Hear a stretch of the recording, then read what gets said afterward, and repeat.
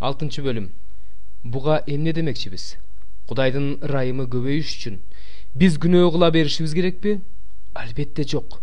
Биз күнөө үчүн өлгөнбүз. Кантип дагы эле күнөө кылып жашай бермек элек?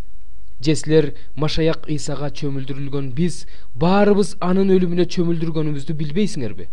Машаяк атасынын даңкы менен өлгөндөрдүн арасынан кандай тирилтилсе, биз да жаңыча жашашыбыз үчүн өлүмгө чөмүлдүрүлүүбүз аркылуу аны менен бирге көмүлгөнбүз.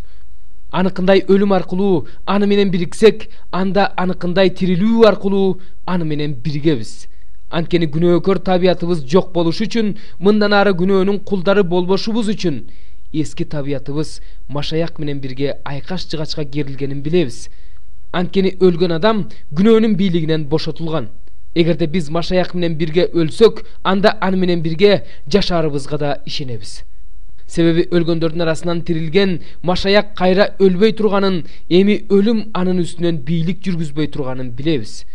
Анткени ал өлгөндө күнөө үчүн бир жолу өлдү. Эми жашаганда Кудай үчүн жашайт.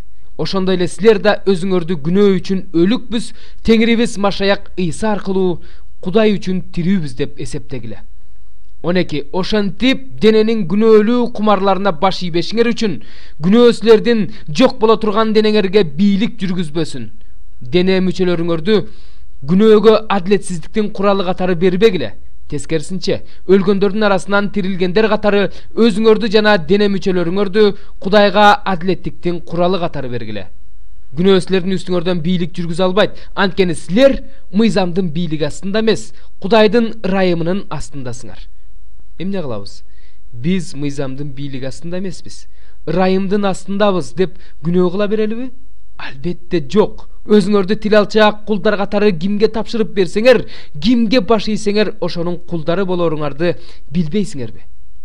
Ошол сыяктуу эле силер өлүмгө дуушар кыла турган, күнөөнүн же адилдикке жеткире турган тил алчаактыктын кулдары болоруңарды билбейсиңерби? Бирок Кудайга ыраазымын. Силер мурун күнөөнүн кулу болсоңор да, эми өзүңөр кабыл алган окутууга чын жүрөктөн баш ийип калдыңар. Ошентип силер күнөөнүн бийлигинен бошотулуп, адилеттиктин кулу болуп калдыңар. Мен силердин күнөөкөр табиятыңардын алсыз экендигин эске алып, адамдык ой жүгүртүү менен айтып жатам.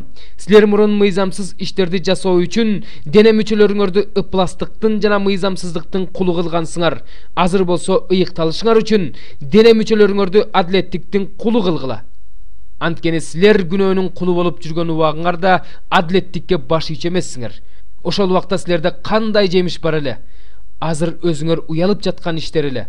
Анткени алардын натыйжасы өлүм. Азыр болсо силер күнөөнүн бийлигинен бошотулуп, Кудайдын кулдары болуп калдыңар.